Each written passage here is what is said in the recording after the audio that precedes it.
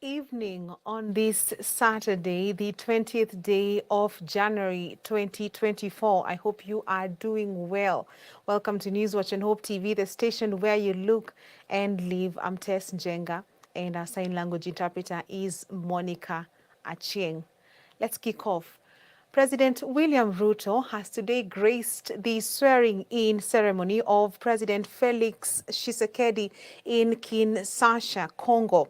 Congolese President Felix Tshisekedi was sworn in following a disputed December election, promising to unite the Central African country during his second five-year term and to protect lives in the conflict-hit eastern region.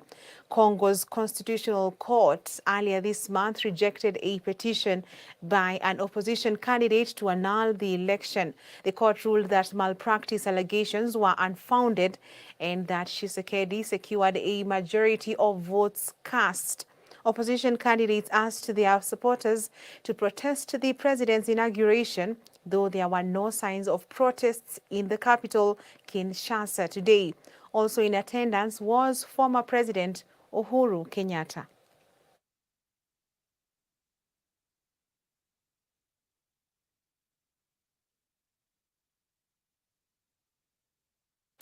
Now, the Kenya Christian Professionals Forum, KCPF, have today held their annual prayer breakfast with the aim of bringing Christians together through prayer, with the theme, this year's theme being prayers and Christian unity. From the book of Luke chapter 10, KCPF Chairman Senior Counsel Charles Kanjama said the main aim of the prayer breakfast is to ensure that every Christian is shown love and unity through prayers. According to the guest speaker, Apostle Nuncio Bart Van Meegen, in the journey of salvation, prayers, love, and unity that is being shared should not only be among Christians, but also to the rest of the world. Our reporter Nelia Swanjiro with more.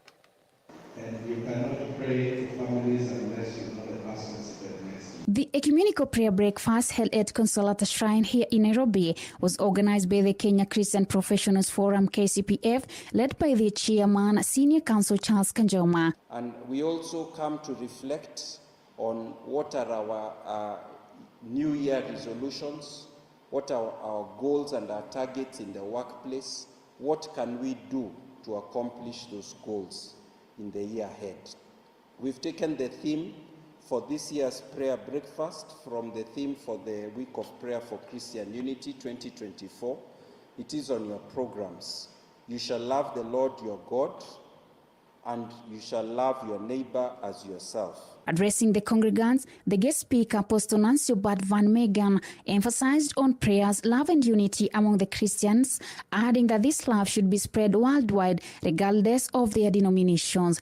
Moreover, he mentioned about faith with action that completes the Christian work. Therefore, needs to be real, needs to be present, in my world. As St. John would write in his first letter, that which was from the beginning, which we have heard, which we have seen with our eyes, which we have looked at, and which we touched with our hands. These leaders also beseech Christians to frequently attend such forums more often to avoid being weary in the work of faith. The increasing growth of secularism and the threats to the family. There is a lot of undermining of the Bible and the authority of the Bible, and it helps that we come together to counter the voices that are contrary to the counsel of God in society. And so for us to come and to stand together in what we have in common and pray together, because we know that our power is vested in the Holy Spirit of God. Students from higher learning institution who attended opinion that such events should be organized more than once a year, noting that they have gained more skills and knowledge from the experienced professionals and now have the capacity to handle issues differently in their different career paths. The meeting indeed was one of its own kind, just experiencing how people believers from different denominations coming together and just to pray together, praying over a number of issues. including even praying for the youth. It's an honor also to get to pray with other people, with other Christians, to get to praise the country into God's hands, to get to praise everything that surrounds us into God's hand. And also it's an honor to have the chance to start the year with prayers. Connections, you get to interact with people from different professionals. You get to learn more from other disciplines and how you can integrate with them, because more so in my profession, which is law, we really we have to incorporate many other fields in our work because we learn from different fields. Several partners who supported the success of these events are Hope Media, Kenya Christian Professionals Forum, KCPF, National Council of Churches of Kenya, NCCK, Kingdom Bank, Evangelical Alliance of Kenya, among others. Oh, how I love you. That has been the long-awaited event that has happened here at Consolata Shrines. And remember, we have been urged as the Christians, it is very vital to have prayers and to keep more praying, also loving each other, those who are in the body of Christ and those who are not yet to join us. Reporting for Hope TV Newswatch, my name is Nelias Wanjiru. Thank you, Nelias Wanjiru, for that report. Now, a ceremony to mark the 30th anniversary since the death of the country's first vice president took place today in Kisumu County. Leaders and other Kenyans joined Jaramogi Oginga Odinga's family in Kisumu at a memorial service marking the 30th anniversary of Jaramogi Oginga Odinga's death. The service was held at Ofafa Memorial Hall in Kisumu. Azimio's principal Raila Odinga, who is Jaramogi's son, organized the memorial service to celebrate and honor his and place in Kenya's history. Among the leaders in attendance were Siaya Senator Oburu Odinga, Kisumu Governor Anyang' Nyong'o, former First Lady Margaret Kenyatta, Cabinet Secretary Moses Kuria, among others. Jaramogi was very much associated with this church. This project was a brainchild of the late Bishop Henry Okulu and Jaramogi. And Jaramogi did the first fundraising for construction of this church. And he did several others before he died. He was joined by the late Job Omino. So when Jaramogi left, Job Omino took over. And I joined Job Omino. So we did it then with Job together, and when Job passed on, then I continued myself until we are here where we are. It is still a project that is ongoing, an ongoing project. And last week we were here, and they told us that there's a sound system that they want to put up here. And there are pews which they still want to do, but they will be fundraising on another occasion, not today. Today, as a family, we are presenting these 2 chairs to the church.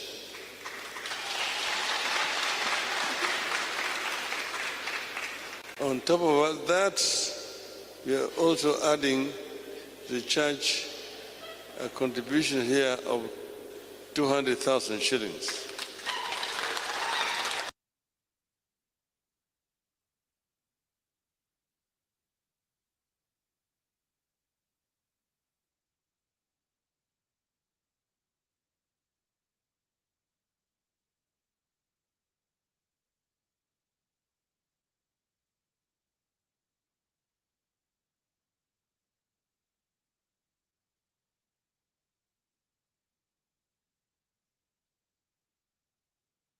On, a cross-section of residents of Kiambu County have expressed their concerns that the affordable housing scheme may be hijacked by the wealthy even as they approved the project in a public participation forum.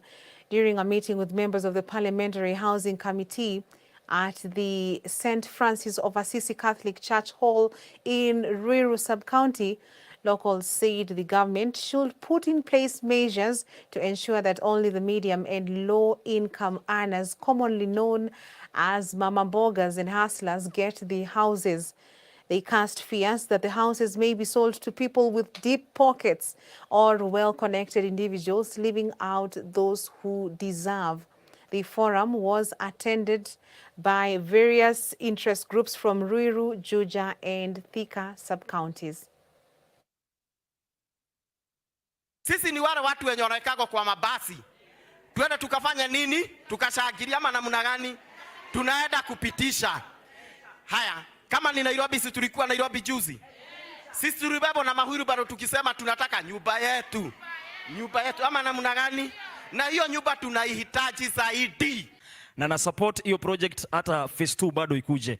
Lakini kwa sababu mimi kama kijana pengine najihisi kidogo vijana kidogo, unajua kwa umri wetu tunaweza omba hizo prices ziweze kuangaliwa, vijana, akina mama na pengine walio walemavu.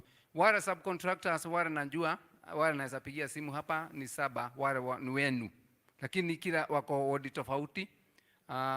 Kwa hivyo wakati mwingine unaweza fikiria mtu ni mgeni. Hata mimi niwahi kwenda hapo nikasimamisha watu kuangalia ni wa Mwehoko.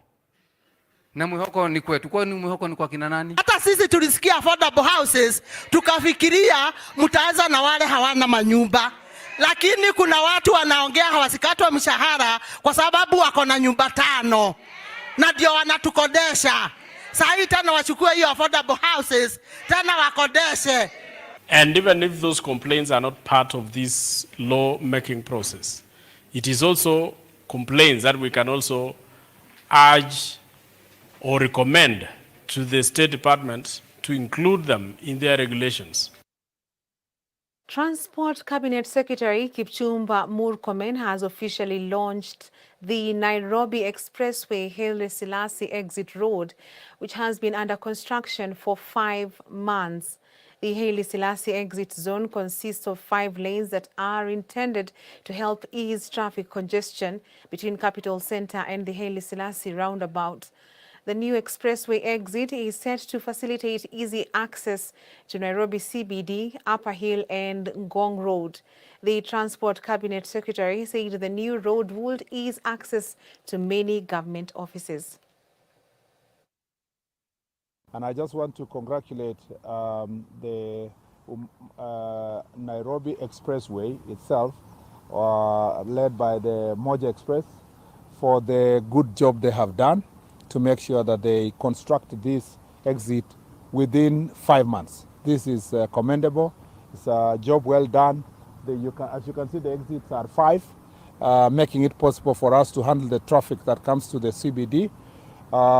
We want to thank Kenyans for the support they are giving the investor and giving us as a ministry insofar as supporting this investment is concerned. As I have said, and I want to repeat, this is an example of a successful PPP project where the government of Kenya does not take responsibility for the traffic volume. Many other PPPs have failed in the past because the investor is insisting that the government of Kenya collects the toll and meets the difference just in case they are unable to receive the amount of money they need monthly. For this investment, the uniqueness is the fact that the traffic volume risk is not borne by the government of Kenya but by the investor, and this is unique. Number 2, there have been many Kenyans who have been asking why ministry is involved in private investment. I just want to, for avoidance of doubt, explain to some Kenyans who may not understand the word PPP, what it means. PPP means public-private partnership, meaning that the government of Kenya has a role insofar as securing the investment for the investor is concerned. Our responsibility is to make sure that we give under the agreement to the investor the guarantee that we were going to protect them from political risks. And political risks include maandamanos and nationalization, because some countries where they don't have strong constitutions like ourselves, investors face the risk of nationalization, among others. That is why you saw when there was maandamano some time back and the expressway was damaged, we came out very strongly because that is a risk to the government and the people of Kenya, because that is a guarantee we gave that we were going to protect the investor from that kind of danger. Some people have asked me the other day, what is my role in gazetting changes in terms of the of charges. It is also the responsibility of the government to support the investor once a case has been made on the coast, to make sure that excuse me, it's our responsibility to make sure that the amount that is going to be charged is not charged in silence. Yeah, the investor must convince the government of Kenya that they have gone through the tabulation, and then that information is relayed publicly to the people of Kenya. When we are satisfied, we gazette as the government of Kenya the fee. So it cannot be in secret. The investor cannot wake up one morning, increase, reduce.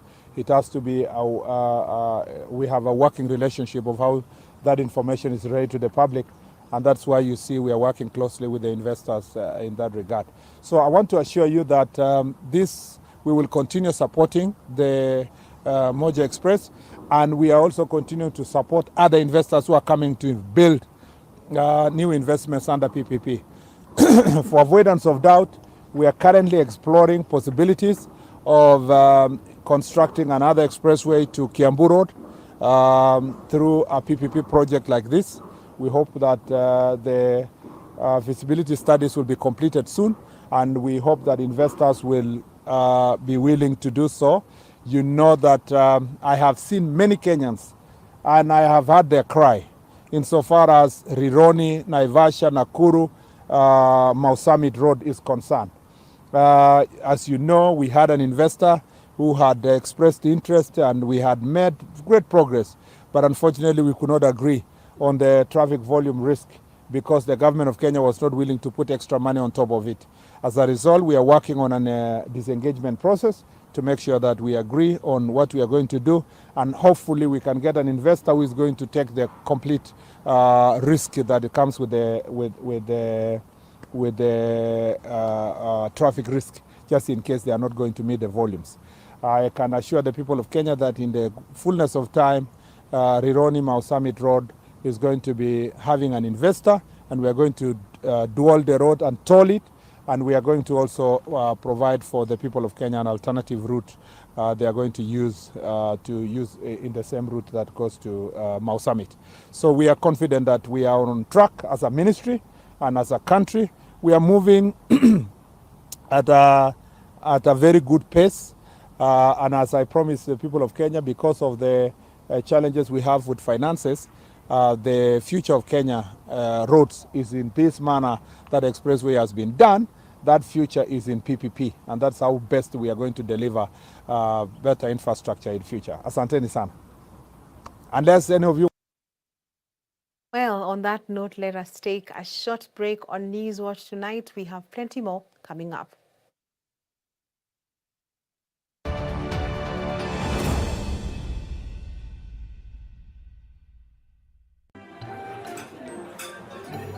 I've actually been trying to find a balance. It's been really tough and hectic, but everyone says once you get a hang of it, it becomes better, and I don't know, but I'm hoping to find a balance soon because it's really been hectic. But you've been in the job industry for a long time, so I think you would know better. Cindy? Huh? What time is it? I need to catch up on Leadership Forum. Do they have a radio here? Never mind. I brought my own. No way. You can't be serious. Wait, why do you have a radio and you can just catch up with the shows on Hope FM podcasts? Really? Even Meet of the One? Yeah. I mean, you can find them on whatever platform, name it. AfriPods, Google Podcasts, Apple Podcasts, Spotify, you name it. But I'm not subscribed on any of them. So no worries. You can just check out the latest episodes on hopemediakenya.org. You can now listen to select Hope FM programs on your favorite podcast streaming platform or directly on our website, www.hopemediakenya.org. Listen and live. Hope TV is where you look and live, with an excellent selection of the best Christian programming consisting of local and international content, of inspirational stories, talk shows, Bible commentary, youth, health shows, children entertainment, contemporary gospel music, extended times of worship, live broadcast, news, movies, drama, Christian ministry programs, and so much more. Hope TV is another quality service from Christ is the Answer Ministries, with over 45% of authentic and credible local content every week. Hope TV is a sister station to Hope FM, Kenya's leading Christian radio station, with footprints across the country. Tune in to Hope TV, where you look and live.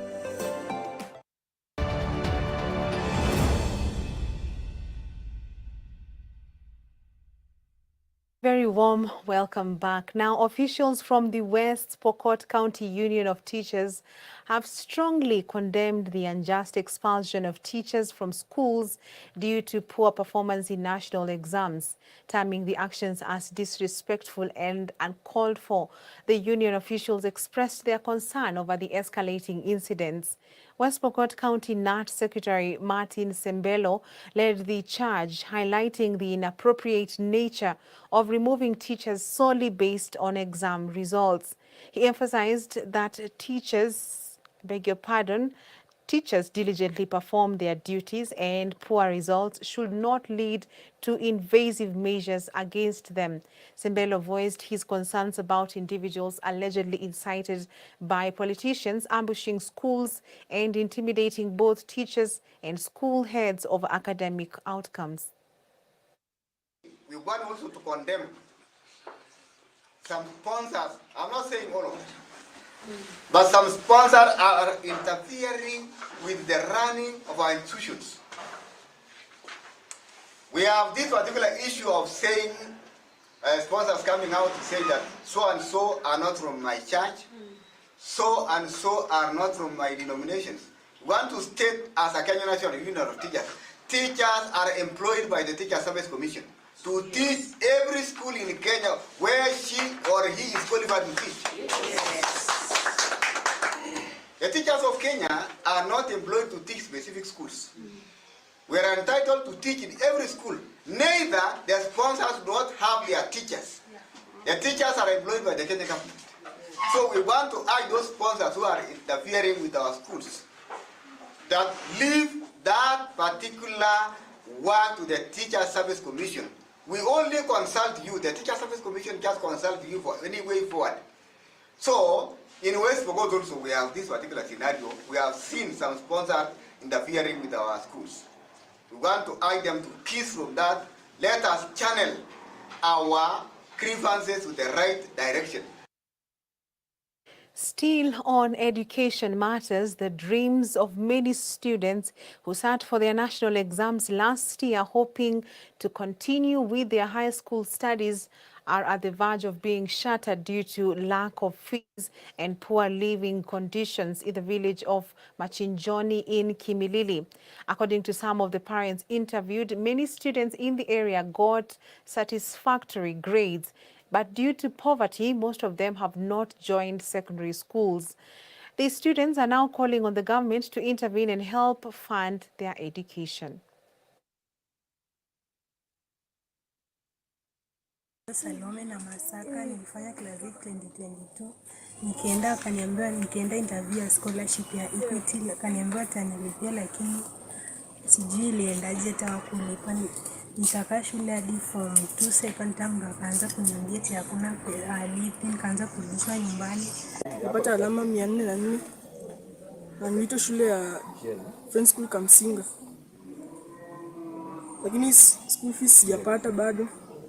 Nimejaribu scholarship zote lakini hazijafanya kazi. Nahitaji mtu anisaidie niendelee kusoma kwa sababu wazazi wangu hawajiwezi. Majina naitwa Caroline Nekesa, natoka eneo la Kimilili. Nina watoto wawili ambao wamefanya mtihani mwaka uliopita. Mtoto wa kwanza ameweza kujizolea alama 388 ambapo ameitwa shule ya Iteni, St. Patrick Iteni. Mtoto wa pili akaweza kuitwa Moigas Kamsinga aliweza kujizolea alama ya 325. Ameitwa Moigas Kamsinga, na serikali naomba usaidizi. Sina mimi peke yangu siwezi. Mimi mwenyewe nafanya kazi ndogo ya biashara ndogo ya kibanda. On a similar note, Rose Mbithe, a girl aged 15 years, passion is to become a medical doctor one day so that she can help those struggling with various ailments. However, the dream could be far from being a reality after her guardian failed to take her to Form 1 due to lack of school fees. Mbithe is a total orphan after she lost her single mother in 2022 following a long illness, forcing her and her younger brother to seek refuge in her uncle's homestead. Despite the challenges, the young girl sat for her Kenya Certificate of Primary Education, that is KCPE, in 2023 and managed to score 326 marks. She is now asking for help to further her studies in school. Tumejaribu kung'ang'ana na hao watoto, mimi kama rafiki ya mama na ndugu yake mama, isipokuwa ndugu yake ana uwezo ule mkubwa vile, lakini ameng'ang'ana. Pia hata yeye ako na watoto wake, anajaribu kung'ang'ana, kujaribu kusaidia hao watoto. Huyu mtoto amesoma shule ya Wasonyiro Precious Academy, na tulipata usaidizi hapo kwa mwalimu mkuu wa hiyo shule. Kwa majina ni Rose Mbithe.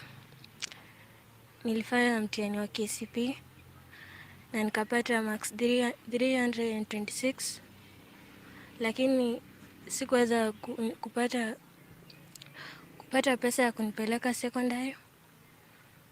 Ningetamani nikuwa mkubwa niweze kuwa daktari, lakini sikuweza kupata msaada, sikuweza kupata mtu wa kunipeleka Form 1.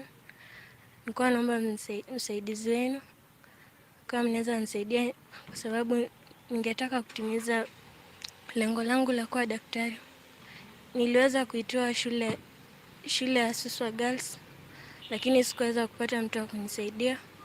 Kwa hivyo ningeomba unisaidie niweze kwenda Form 1, angalau niweze kutimiza lengo langu la kuwa daktari. Away from education matters, residents of 4 settlement schemes in Mwea, Embu County want the government to form a 20-person committee that will sort out problems that have bedeviled families in the area. They said many families that have lived in the Washoro, Karaba, Riakanau and Makima adjudication areas all their lives have been living in a state of fear after strangers started appearing with land ownership documents seeking to evict them.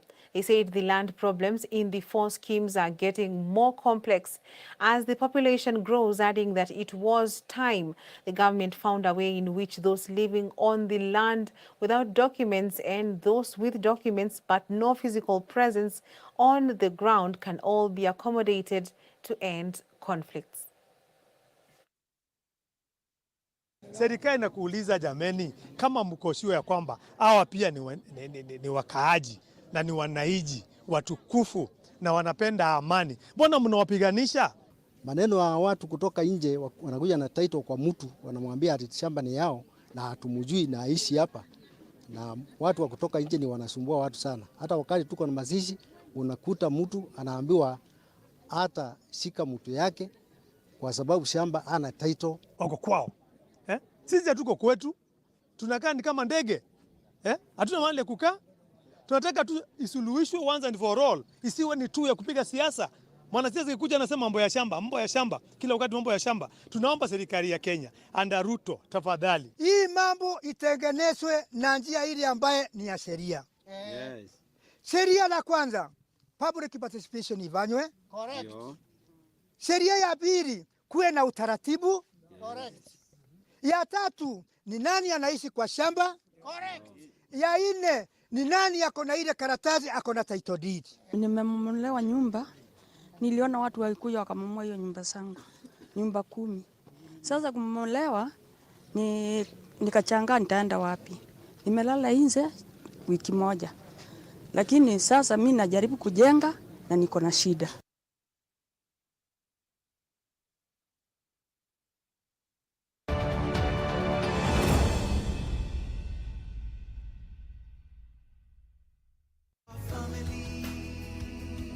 Because women talk more and they are not very strong physically, when they want to hurt their husbands or their children or anybody, they use the tongue. Families under God. How can we continue to live carelessly in ease? Join Reverend Dr. Judy Mbugua as she imparts families through prayer, evangelism, and social transformation with the Word of God. You know, God is not asking you to manage.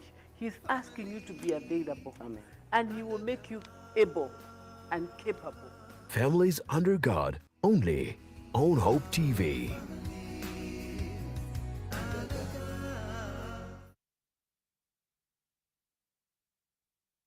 In order to keep hope alive in the airwaves, Hope Media has a couple of initiatives. Friends of Hope. Friends of Hope is you and I forming a team of well-wishers and volunteers who give in cash and kind to support in spreading the gospel at Hope Media. Currently, Hope Media is running a campaign under Friends of Hope dubbed 100 for 1.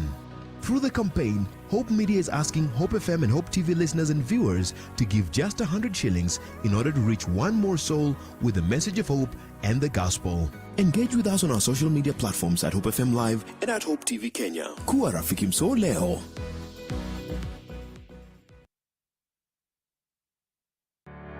Yesu ndiye njia. Mtoto gani katika hii ulimwengu ameitwa Mungu mkuu?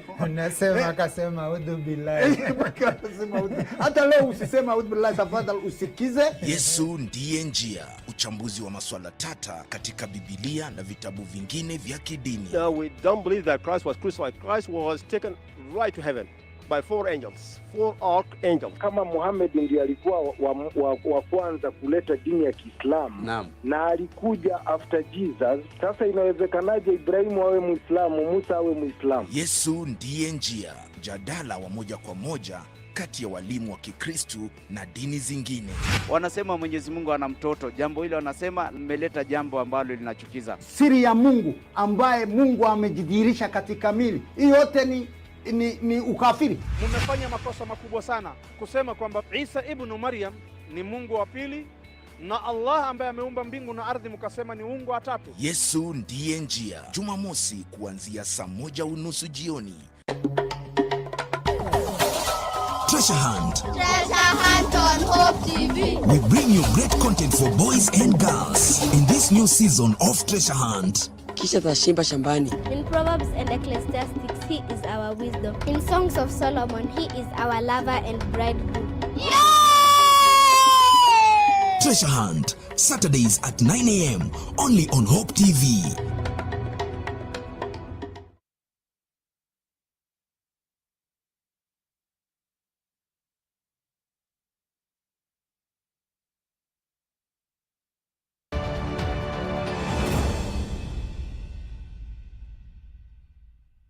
Now, across our borders, African leaders have condemned Israel's military campaign in Gaza, urging an immediate end to the ongoing conflict that disproportionately affects civilians.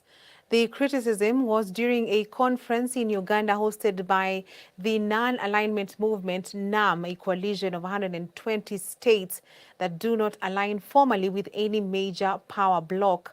The president of the United Nations General Assembly, Dennis Francis, expressed deep concern and dismay over the continuing calamity in the Gaza Strip. In a strong statement, he implored the NAM to leverage its influence to bring a halt to the devastating violence, questioning how much more suffering the region could endure. That I'm deeply concerned and indeed dismayed about the ongoing calamity in the Gaza Strip. And so I call upon this movement to exert its influence in bringing a halt to the carnage that we are haplessly witnessing. That situation behoves us to ask, how much is enough? We, the resistance fighters of Uganda, are flabbergasted and look down with contempt at the philosophical, ideological, and strategic shallowness of some of the actors of the world. Why not respect freedom of everybody if you say you are a Democrat? If you say you are a Democrat, why don't you respect the freedom of everybody? How can you say you are a Democrat and yet you want other people to be slaves?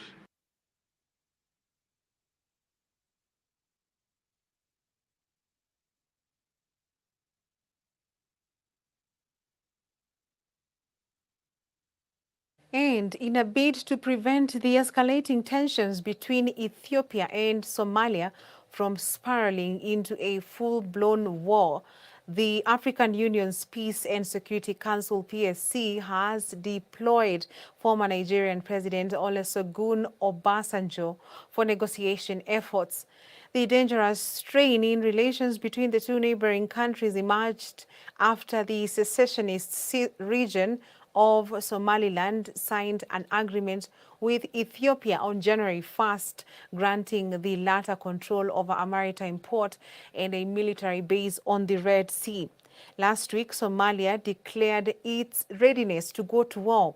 This wouldn't be the first time the two nations have clashed. In 1977, they disputed territory, and in 2006, Ethiopia invaded Somalia as part of the fight against terrorism.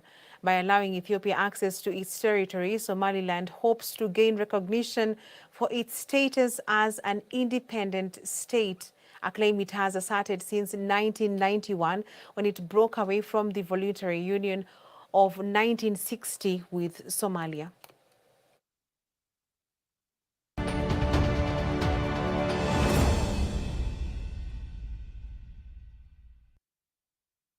And in sports, KCB RFC recorded its sixth consecutive win of the season after beating varsity lads Strathmore Leos 36-11 in a pulsating match at the KCB Sports Club Ruaraka this evening. The Bankers asserted their dominance from the onset with Peter Kilonzo scoring a try 2 minutes into the match, dubbed Jerry Olola Derby in honor of the later rugby star who featured for both KCB and Strathmore Leos. Speaking after the win, back coach Mariko Mshila expressed his delight over their win despite the change of the weather in the second half that made ball handling difficult. Tries from Peter Kilonzo, winger Austin Sikutwa and captain Griffin Musila gave KCB a comfortable 17-0 win against their opponents at the interval as the away side struggled to break the solid backline. Yes, the strategy was to we just go hard on them because mostly if you give your opponents a chance to come at you, like we did in the second half, you can see what happened. So strategy always, you go fast, you go hard. The next step is always, we always go for the win.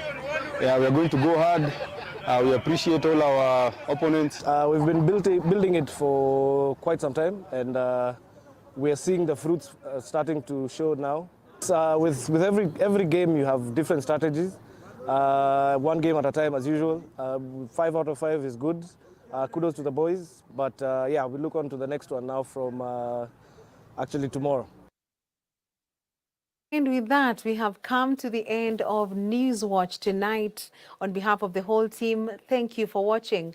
I'm Tess Njenga, and our sign language interpreter is Monica Acheng. Have a good night.